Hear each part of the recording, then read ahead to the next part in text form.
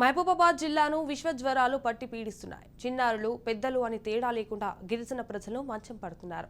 Viral జ్వరాలకు seasonal వ్యాధులతో తొడవడడంతో విష జ్వరాలు విజృంభిస్తుండటంతో ప్రభుత్వ ప్రైవేట్ అని తేడా లేకుండా రోగులతో ఆసుపత్రులు నిండిపోతున్నాయి. విష జ్వరాలు లేక ఏదైనా మాయ అని తెలియక గజగజ వణికిపోతున్నారు అమాయక గిరిజన ప్రజలు. మహబూబాబాద్ జిల్లా డోర్నకల్ నియోజకవర్గంలో విష జ్వరాలు విజృంభిస్తున్నాయి. తండాలోని ప్రతి ఒక్కరు విషజ్వరాలతో మంచానికి పరిమితమయ్యారు.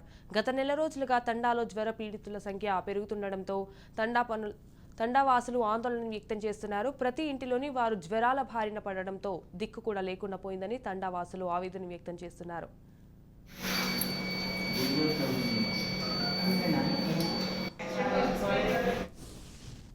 గ్రామ సర్పంచులు లేకపోవడం, స్పెషల్ ఆఫీసర్, కార్యదర్శి ఆధ్వర్యంలో గ్రామ పరిపాలన కొనసాగుతుండటంతో పారిశుధ్యం విషయంలోనూ నిర్లక్ష్యం వహిస్తున్నారని, తమను పట్టించుకునే వారే లేరని అంటున్నారు.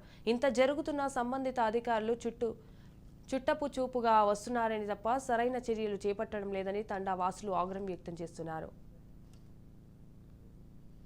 గవర్నమెంట్ హాస్పిటల్లో విపరీతమైన పబ్లిక్ వస్తున్నారు, కానీ ఇక్కడ సరిపోయిన సౌకర్యాలు లేక 10 బెడ్లే ఉన్నాయి.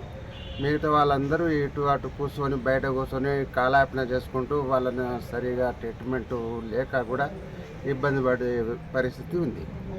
జ్వరాలు వచ్చి హాస్పిటల్కి రావడం జరిగింది. ఇక్కడ ప్రభుత్వ హాస్పిటల్ కూడా పట్టించుకునేటట్లు లేదు.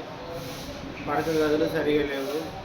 బెడ్లు 10 ఉంటే అక్కడ డాక్టర్లు కూడా చైర్ల మీద కూర్చోబెట్టి సూదులు వేసే పరిస్థితి వస్తుంది. ఎవరు పట్టించుకునే వాళ్ళు కూడా లేరు. హాస్పిటల్లో కూడా గ్రామాలలో పరిస్థితి కూడా విషమంగా ఉంది. ఇంటికింటి జ్వరాలు వచ్చి ఎంతో ఇబ్బందులు పడుతున్నారు ప్రజలు. మరి సర్పంచులు లేక ఇబ్బందులు పడుతున్నారు. స్పెషల్ ఆఫీసర్లు కూడా దీన్ని పట్టించుకునేటట్లు లేదు. మరి బ్లీచింగ్ పౌడర్ కూడా చల్లట్లేదు. మరి ప్రభుత్వం గుర్తించాలని కోరుకుంటున్నాం. ఎక్కడ పడితే అక్కడ దోమలే ఉన్నాయి. అంత దురద వస్తున్నాయి. దోమలు కరుస్తున్నాయి. గింత బ్లీచింగ్ పౌడర్ వేసేటోళ్ళు లేరు. మురుగుడోళ్ళు ఎక్కడ అక్కడనే ఉన్నాయి సారు. ఇక తండ అంతే అట్నే జ్వరంతో పడి ఉన్నారు. ఎవరు పట్టించుకుంటలేరు. ఎక్కడికి పోయినా ఎవరు సరిగా చూస్తాం లేరు. ఎక్కడ సీట్ లేవు, అక్కడ బెడ్ లేవు, ఏం లేవు అని అంటారు సారు. ఏం చేయాలి మేము? మా పరిస్థితి ఏంది? నాకు 5 రోజులు అవుతుంది జ్వరం వచ్చి.